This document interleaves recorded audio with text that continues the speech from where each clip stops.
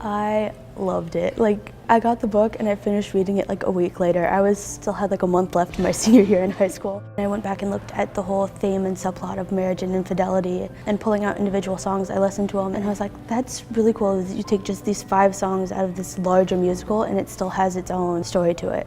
I wanted to create a flow from the top left to the bottom right of each of the songs and just that downward spiral of events. For the wedding ones, I went with the white flowers and the lace and all that. I had the yellow tulle where it's still kind of soft, but there's that hint of roughness and the beginnings of jealousy and all that.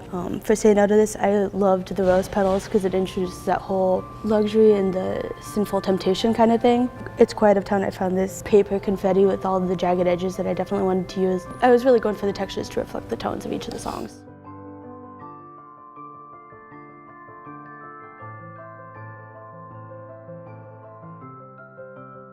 One of the songs has the line, well, he's never going to be president now, and Lin-Manuel Miranda was super excited to have that song written out and finished during the presidential debates and all that. There were a lot of people that felt that way about certain points during the election runnings, and so that was one that stood out to me, but I know there are a lot of songs that when you take them out of the context of Hamilton, definitely do apply to modern politics.